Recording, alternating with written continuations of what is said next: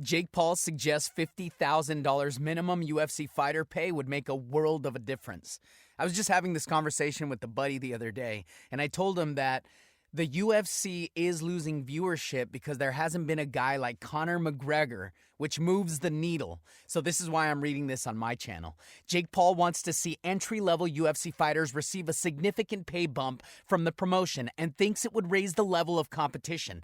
The YouTuber turned boxer Paul has been advocating for fighter pay since he became involved in combat sports, which has led to heated verbal exchanges with UFC president Dana White. Recently, the UFC boss clarified that he doesn't hate Paul and acknowledged that both Jake and his brother Logan Paul have done successful things in combat sports world. I don't hate him either. I just want him to pay fighters more, Paul said on Hotboxin with Mike Tyson.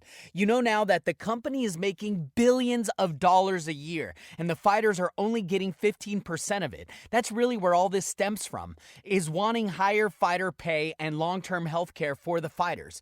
Obviously, we've gotten into these exchanges that muddies the purpose of why I've argued with him.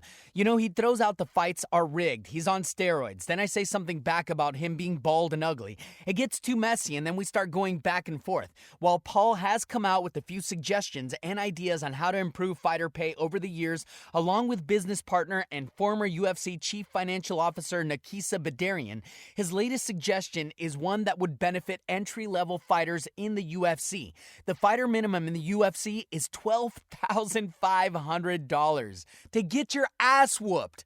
Come on. It should be at least $50,000 a year, Paul said. If they made it $50,000, that would change the smaller fighters' lives in a big way. They wouldn't have to work other jobs. They could afford gym fees. They could afford the proper food. Right now, they're working other jobs, barely scraping by. If they change the fighter minimum to $50,000, it would only cost the UFC $20 million per year. But that $20 million would be going into the smaller fighters' pockets, and it's a world of a difference. Meanwhile, they're making $3 billion.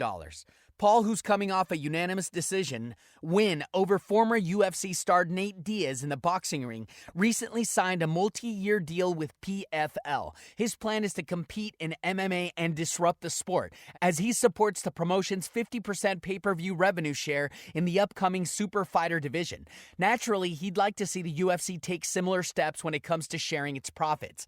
It's going to make the sport a better place. More people training full-time. Their skills are going to be advanced. More exciting fights, Paul said. It's such a small expense for them that would seriously change the game.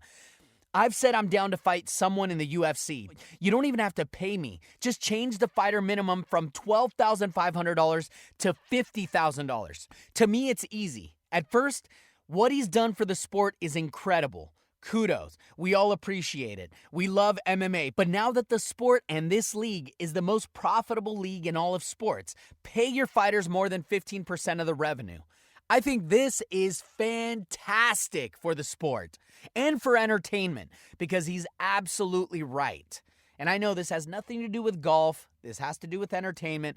I'm an MMA fan. I'm not a junkie, but I am a fan of entertainment. And more importantly, I'm a fan of hard work, honor, dedication, persistency, stick-to-itiveness. And if a fighter goes out every single day and trains to get his ass whipped or to whip ass, right, and then gets his ass whipped and only gets paid $12,500, yeah, man, it's tough to get back in the gym after an ass whooping. So I think this is tremendous for the sport. Oh, yeah.